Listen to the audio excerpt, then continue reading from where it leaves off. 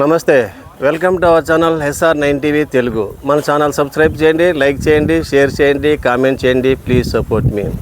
KPHB colony Shetty Balija welfare association వారి ఆధ్వర్యంలో ఈరోజు నిర్వహించినటువంటి వికారాబాద్లోని అనంత పద్మస్వామి వారి దర్శనానికి అందరూ సంఘ ఆధ్వర్యంలో నిర్వహించారు. సంఘ ప్రెసిడెంట్ చెల్లుబోయిన కొండలరావు గారు, general secretary Bokka Ramprasad, general secretary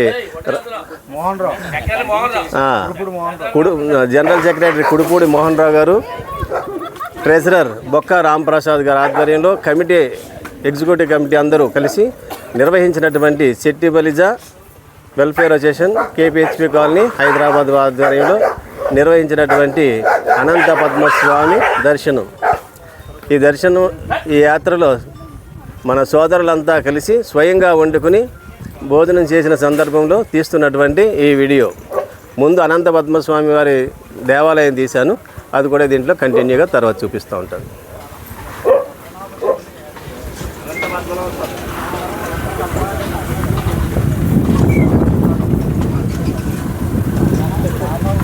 అందరూ మన శెట్టి బలిజ సోదరులే.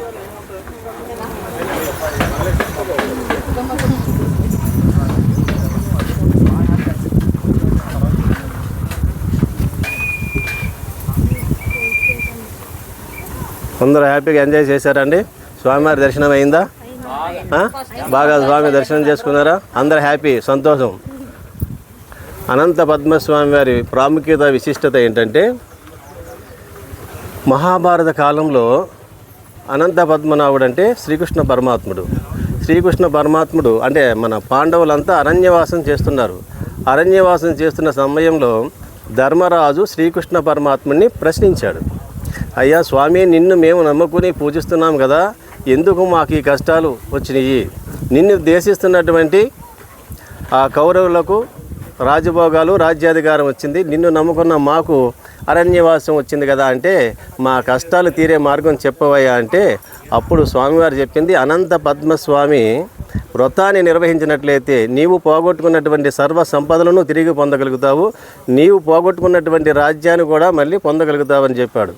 అప్పుడు ధర్మరాజు ఏమన్నాడంటే, స్వామి నిన్ను నమ్ముకున్నాం కదా, మరి వేరొకరు అనంత పద్మస్వామిని ఎందుకు పూజించాలి అంటే, ఆ అనంత పద్మస్వామిని కూడా ఆయన చేసినటువంటి వ్రతము నేనే స్వీకరించి మీకు అనుగ్రహిస్తాను, మీ కష్టాలు తీరుతాయని చెప్పడం జరిగింది. అదే గురుచరిత్ర కూడా ఇదే విషయాన్ని చెప్తుంది. అనంత పద్మస్వామి యొక్క వృత్తాంతాన్ని గురుచరిత్రలో కూడా తెలియజేస్తుంది అనమాట. ఎవరైనా కష్టాలు ఉన్నప్పుడు, బాధల్లో ఉన్నప్పుడు, సమస్యల్లో ఉన్నప్పుడు అనంత పద్మనాభ వ్రతాన్ని కనుక ఆచరించినట్లయితే మీరు కోరుకున్నటువంటి కోరిక నెరవేరుతుంది, మీకున్నటువంటి కష్టాలు తొలగిపోతాయి, మీకున్నటువంటి బాధలు తొలగుతాయి.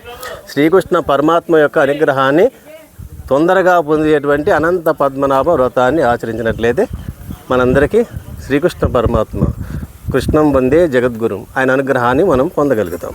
అందుకని మన శెట్టి బలిజ సోదరులందరూ వికారాబాద్లో ఉన్నటువంటి అనంత పద్మస్వామి దర్శనానికి ఈ యాత్రను ఏర్పాటు చేయడానికి ప్రధాన ఉద్దేశం అన్నమాట.